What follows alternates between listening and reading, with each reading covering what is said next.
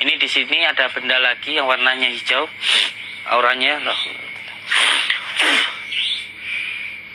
Allahumma sholli ala sayyidina Muhammad wa ala ali sayyidina Muhammad. Pegang dulu.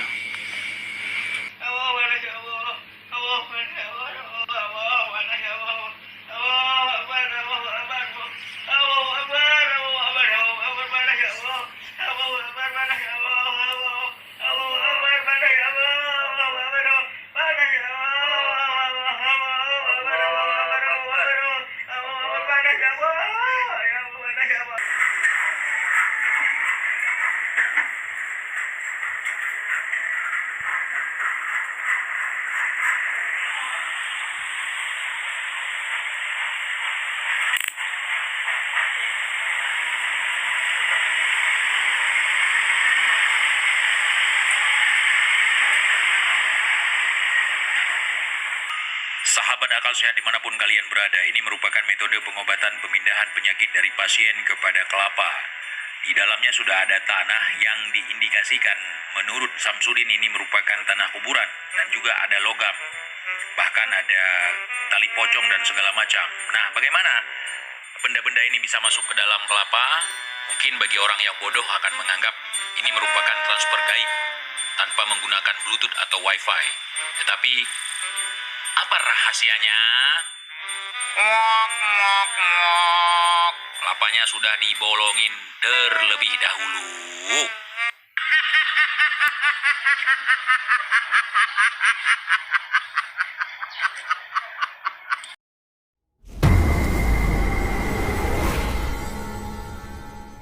Assalamualaikum warahmatullahi wabarakatuh. Halo Sobat Masjid Channel dimanapun berada. Di sini ada sebuah video dari Gus Nur Samsun yang mana beliau mengomentari tentang Gus Samsudin yang beberapa waktu lalu sempat menghebohkan dunia maya ya. Bahwasannya Gus Nur Samsun ini ingin menyadarkan Gus Samsudin dari perbuatannya yang tidak sesuai dengan apa yang diajarkan oleh gurunya begitu ya, terutama dalam hal pengobatan. Sahabat-sahabat, jadi saya sedihnya begini, kenapa sih tidak mendengarkan suara saya 2 tahun yang lalu? 2 tahun yang lalu, saya ini mau curhat ya sahabat-sahabat. Sudah saatnya akan saya utarakan, saya akan berbicara di sini karena sudah 2 tahun yang mengendam, saya sembunyikan ya. Sudah 2 tahun saya sembunyikan di media, tapi sebelumnya saya sudah koordinasi sama teman-teman juga, banyak. Saya juga mohon maaf, Bang TIJ. Sebetulnya saya sama beliau juga baik dan saya sering komunikasi sama beliau, sama Mas Marcel Pesulap Merah. Saya juga sebelum Marcel alias Pesulap Merah ini datang ke Blitar, saya sudah komunikasi dulu, saya sudah kasih saran-saran dan sebagainya. 2 tahun yang lalu saya sowan kepada Abah Yai Romo Yai,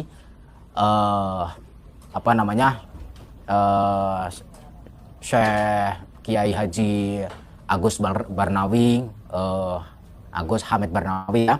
Itu guru saya dan gurunya Samsudin di Gunung Lawu. Intinya begini, saya hidup berjalan itu untuk umat. Saya sudah mewakafkan diri saya untuk agama dan untuk negara. Yang artinya saya siap membantu negara, kepolisian, Polri, TNI, saya siap membantu semampu saya dan sesuai dengan bidang saya, yaitu bidang spiritual. Intinya ingin menangkap penjahat, kita harus berpura-pura menjadi penjahat dan kita harus masuk ke dunia penjahat. Kalau kita ingin menangkap kancil ya kita harus seperti kancil, begitu ya, kita harus masuk ke kandang kancil. Kalau kita nggak bisa masuk ke kandang kancil, kita tidak bisa menangkap kancil tersebut. Seperti itu. 2 tahun yang lalu saya sowan kepada Abah Yai Romo Yai. Saya bertanya, Abah Yai, ada saudara saya Udin Brewok yang nggak pernah dicukur brewoknya, mungkin nggak punya silet, nggak punya kerokan brewok, atau mungkin punyanya kerokan teng. Nah, saya bertanya sama Romo Yai, sama Abah Yai, A sampai Z saya ceritakan bahwa pengobatannya pakai trik-trik dan sebagainya, kelapa, keluar air tanah, keluar darah, keluar paku, keluar beling, keluar rambut, keluar kawat, keluar jarum dan sebagainya. Saya praktekkan di depan Romo Yai, dan Romo Yai kaget. Gus Nur Samsun ini satu guru dengan Gus Samsudin ya. Beliau berguru di Gunung Lawu Nah, kemudian Gus Nur Samsun ini beliau ingin menyadarkan bahwasannya apa yang dilakukan oleh Gus Samsudin ini sudah keluar jalur ya. Coba kita lanjutkan lagi. Ini benar nggak? Benar, Abah Yai. Dan saya mengatakan demi Allah ini benar. Dan bahkan melakukan keris geledek atau keris apa sih? Keris petir atau apa. Dan itu saya pernah beli atau pernah punya keris itu kalau nggak salah tahun 2013 yang lalu. Waktu saya masih nyantri di Banten, saya beli. Nah, jadi Gus Nur Samsun ini mengatakan bahwasannya keris petirnya Gus Samsudin ini adalah sebuah alat sulap yang dimana bisa dibeli di toko online, sebagaimana yang dibongkar sama Marcel Radipa. Itu buat apa? Buat nyetrum belut. Jadi sahabat-sahabat, lantas apa yang di perbincangan saya dengan guru Abah Yai, Romo Yai mengatakan kalau memang yang kamu katakan itu benar, ingatkan saudaramu sebelum jauh melangkah, sebelum kelewatan batas, kata Romo Yai. Saya siap, insya Allah sendiko dawuh itu samina wa atokna itu apa ya, menjalankan perintah apa yang dikatakan guru. Jadi guru memerintahkan saya untuk menegur atau mengingatkan si Udin Brewo ini. Saya telepon 2 kali, tidak diangkat. Saya chat WA, WhatsApp beberapa kali, dan pernah 2 kali untuk supaya mampir di rumah saya, ternyata tidak mampir dan bahkan nomor saya diblokir.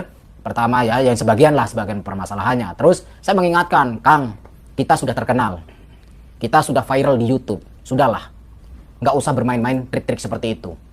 Tugas kita hanya mendoakan umat, mendoakan orang yang sedang sakit ingin sembuh. Nggak perlu dimintain uang. Toh juga orang yang datang ke tempat kita pasti akan memberikan amplop. Mereka punya rasa welas asih. Karena mereka masyarakat yang datang ke tempat padepokan kita itu ingin berobat dan ingin jumpa, ingin ketemu sama kita. Nah, Bahwasannya Gus Nur Samsun ini mengingatkan bahwasannya Gus Samsudin diperingatkan agar tidak melakukan trik-trik, dan kemudian beliau juga mengingatkan pengobatan yang Gus Samsudin lakukan diharap jangan memungut tarif ya gitu ya. Kira-kira seperti itu ya. Lanjut. secara tidak langsung mereka akan mengeluarkan amplop walaupun kecil ataupun banyak. Kita tidak tahu, yang terpenting kita terima dengan legowo, kita terima dengan ikhlas. Nah, tapi tidak pernah didengarkan cerita saya ataupun penjelasan saya ataupun teguran saya tidak pernah didengarkan. Bahkan si Udin Brewo pernah mengatakan di depan spiritual-spiritual yang lain seperti Gus Idris pernah waktu membantu si Udin Brewo melawan nenek-nenek penyihir, nenek-nenek siluman, nenek-nenek salmon kalau saya mengatakan ya, nenek-nenek salmon karena pakai wig. Nah, pakai wig putih, masa rambut ubanan kok rambutnya warnanya silver? Kan nggak mungkin. Nah, jadi si Udin Brewo ini pernah mengatakan di depannya Gus Idris, bahkan di depannya beberapa spiritual mengatakan si GNS Nur Samsun itu haram datang ke padepokan saya.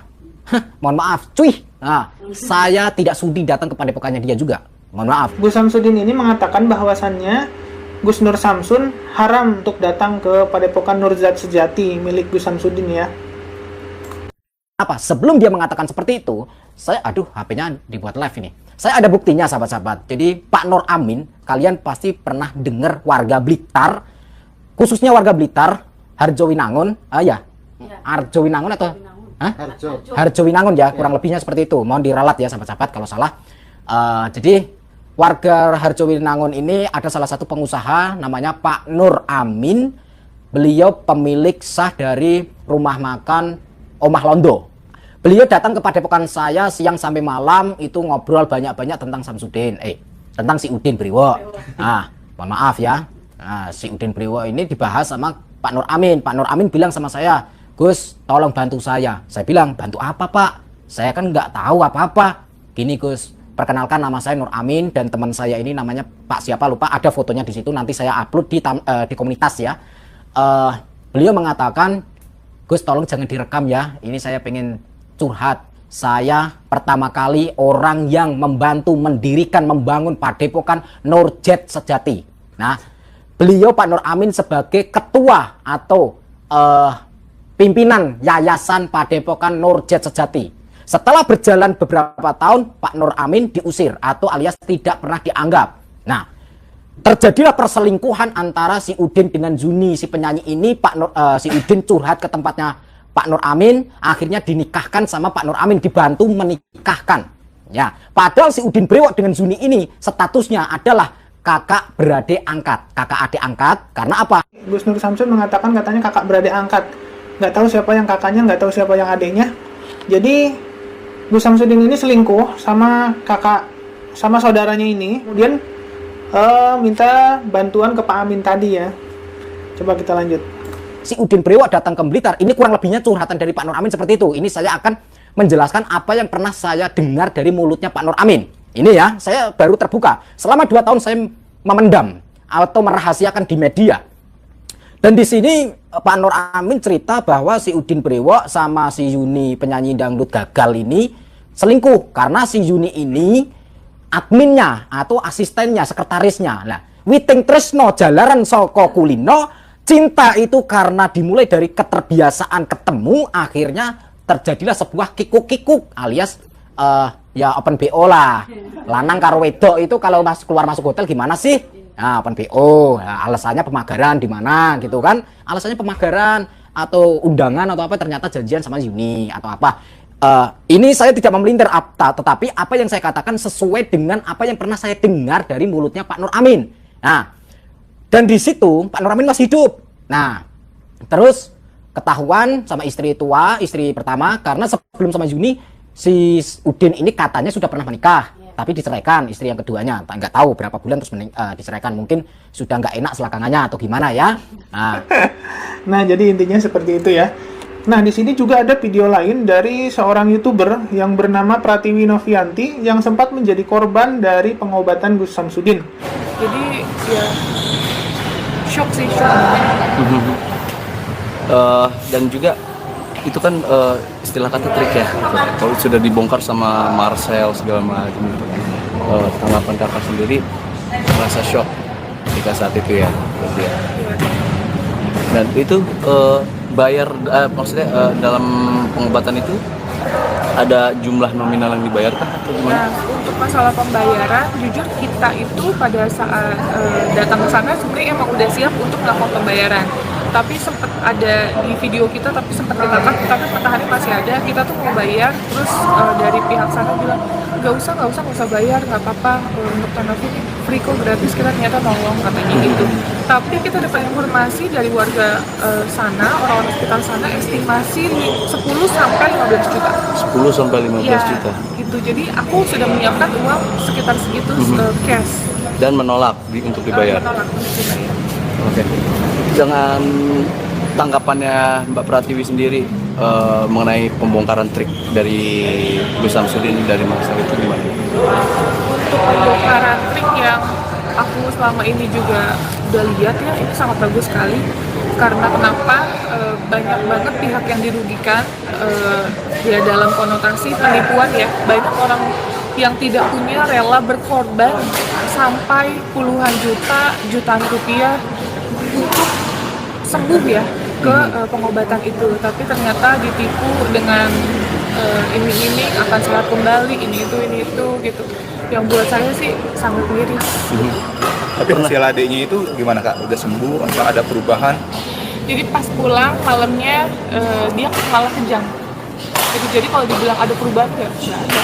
Oh, malah jadi terjadi kejang-kejang kayak gitu ya? Iya. Mungkin karena dia stres, kecapean dan lain-lain, karena kan juga jaraknya jauh ya. Itu dari mana? Dari Jakarta? Dari Jakarta. Seperti itu ya. Jadi Mbak Pratiwi Novianti ini adalah seorang YouTuber yang mana beliau pernah melakukan pengobatan di padepokannya Gus Samsudin. Nah, di sini ada sebuah tanggapan video dari Gus Miftah. Langsung kita dengarkan saja. Allah tidak menciptakan jin dan manusia kecuali untuk beribadah kepada Allah. Assalamualaikum warahmatullahi wabarakatuh. Jenis-jenis kiai. Kiai tutur, kiai catur, kiai sembur, kiai nganggur, kiai ngawur. Kiai tutur, kiai memberikan nasihat, mauidhah, tausiah, mulang ngaji dan lain-lain. Kiai catur, kiai yang proyeknya politik. mencolo putro, mencolo putri. Diundang partai merah, serbannya merah. Diundang partai hijau, serbannya hijau. Diundang partai kuning, serbannya kuning. Yang ketiga, Kiai Sembur. Nah, ini yang sedang viral. Pertanyaannya adalah, kiai yang berpenampilan seperti dukun atau dukun yang berkedok seperti Kiai dan Gus? Kenapa sih dukun-dukun itu dipanggil orang pinter? Ya mungkin karena yang datang orang bodoh. Kenapa mereka dipanggil paranormal? Karena mungkin yang datang orang abnormal. Bagaimana kita menyikapinya? Kalau saya yang rasional saja deh. Kenapa praktek perdukunan itu rawan dengan penipuan? Karena yang dilakukan tidak rasional. Saya tidak ada urusan dengan orang yang membuka praktek perdukunan. Tetapi kenapa sering terjadi penipuan? Karena yang dilakukan tidak rasional dan tidak ada tolok ukurnya. Maka yang rasional saja. Kalau Anda sakit medis, ya berobatlah secara medis. Yang menjadi persoalan adalah orang sakit medis berobatnya non medis. Maka disitulah berpotensi adanya peluang penipuan, pembohongan, dan lain sebagainya. Nah, itu dia tadi tanggapan dari Gus Miftah, yang mana beliau menjelaskan bahwasannya ada beberapa jenis kiai menurut cara pandang beliau ya. Ada kiai tutur, ada kiai catur, ada kiai sembur, ada kiai nganggur, ada kiai ngawur. Jadi ada 5 macam kiai itu menurut beliau. Dan yang lagi viral saat ini adalah kiai sembur ya menurut Gus Miftah ini. Nah, sebetulnya dalam beberapa hal saya kurang sepakat dengan Gus Miftah ini ya. Tapi dalam hal ini saya sepakat dengan Gus Miftah bahwasannya kita itu sebagai orang yang berkepribadian muslim itu dilarang untuk mendatangi dukun, begitu ya, intinya begitu. Jadi lebih baik kita meminta kepada Allah dan kita berikhtiar dengan cara berobat ke dokter aja, ke ahlinya ya, dan jangan datang kepada dukun gitu. Oke, itu saja yang bisa saya sampaikan. Terima kasih sudah menonton. Assalamualaikum warahmatullahi wabarakatuh.